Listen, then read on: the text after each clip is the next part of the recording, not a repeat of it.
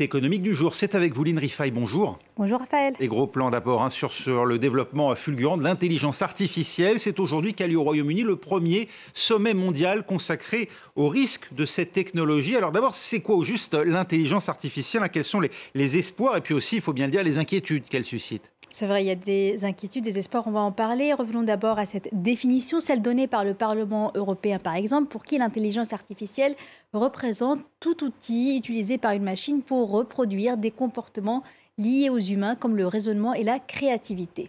Mais de plus en plus, quand on parle d'IA, d'intelligence artificielle, on pense, Raphaël, à l'intelligence artificielle générative, à l'exemple du robot conversationnel ChatGPT. Alors concrètement, il s'agit d'une intelligence artificielle qui utilise des contenus existants pour apprendre et générer de nouveaux contenus. Elle peut notamment générer des textes, des sons et des images de manière illimitée en réponse à une demande. Alors tout cela suscite des espoirs, comme se débarrasser des tâches répétitives ou encore réaliser des progrès dans la recherche scientifique. Mais les inquiétudes sont encore plus nombreuses. D'après une étude tout juste publiée par le gouvernement britannique, parmi les principaux risques cités, on trouve le développement d'armes bactériologiques, la hausse du chômage et de la pauvreté, ainsi que le développement du crime organisé.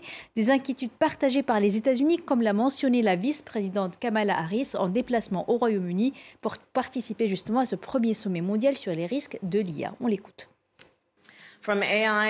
Qu'il s'agisse de cyberattaques déclenchées par l'IA à une échelle dépassant tout ce que nous avons connu auparavant, ou d'armes biologiques formulées par l'IA qui pourraient mettre en danger la vie de millions de personnes.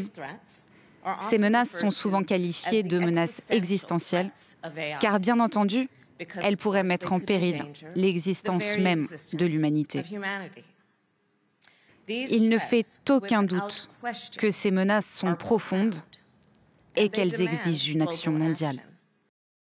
Alors Lina, quels sont les enjeux de ce premier sommet mondial? Les enjeux sont nombreux, on va y revenir. Revenons d'abord sur les enjeux pour le Royaume-Uni. Ce sommet est organisé à l'initiative donc du Royaume-Uni qui veut se poser en moteur d'une coopération internationale sur ce sujet. Il se tient dans un lieu hautement symbolique, Raphaël, c'est le manoir de Bletchley Park, à 80 km au nord-ouest de Londres. C'est ici que pendant la Seconde Guerre mondiale, de nombreux mathématiciens ont cherché à déchiffrer les conversations cryptées des ennemis, dont la machine allemande Enigma. Et au premier jour du sommet, la Chine, les États-Unis, l'Union européenne ainsi qu'une vingtaine de pays, dont bien sûr le Royaume-Uni, ont signé une déclaration pour un développement sûr de l'intelligence artificielle. Alors les signataires reconnaissent le besoin urgent de comprendre et de gérer collectivement les risques potentiels de l'IA. Ils appellent aussi à un nouvel effort mondial pour garantir que l'IA est développée de manière sûre et responsable. Écoutez à ce sujet la ministre britannique de l'Innovation et de la Technologie. Il est très important que nous travaillions en collaboration, ce qui est au cœur de ce sommet. Nous avons réuni tout le monde, les pays, les entreprises, la société civile, les experts qui ont joué un rôle de premier plan afin qu'ils fassent entendre leur voix pour que nous trouvions la meilleure approche à adopter. Voilà, mais derrière ces déclarations de bonne volonté, Lynn, il y a aussi une course effrénée entre les pays pour maîtriser au mieux cette technologie. C'est vrai, Raphaël. Dans cette course à la technologie, les Américains sont clairement en tête. Rien que dans le secteur privé, l'intelligence artificielle a attiré près de 50 milliards d'euros d'investissement l'an dernier aux États-Unis.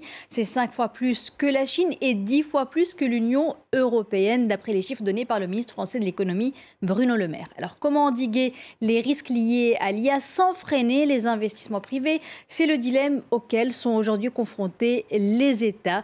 Écoutez à ce sujet la réaction du patron de Tesla et du réseau social X, Elon Musk. Je pense que les personnes travaillant dans le domaine de l'IA s'inquiètent beaucoup de voir le gouvernement adopter des règles avant de savoir ce qu'il faut faire. Je pense qu'il est peu probable que cela se produise.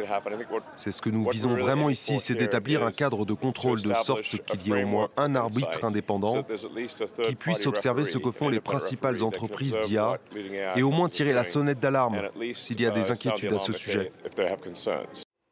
Et si Elon Musk évoque les craintes liées à la régulation, c'est parce que de nombreux États veulent mettre en place des règlements pour encadrer l'IA. L'Union européenne espère ainsi conclure avant la fin de l'année le premier règlement au monde pour encadrer et protéger l'innovation dans ce secteur.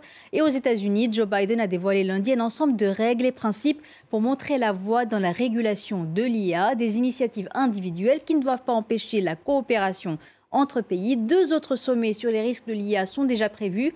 Le premier dans 6 mois en Corée du Sud et le deuxième dans 1 an en France. Merci Lynn, c'était l'économie avec Lynn Rifaille. Place au sport à présent.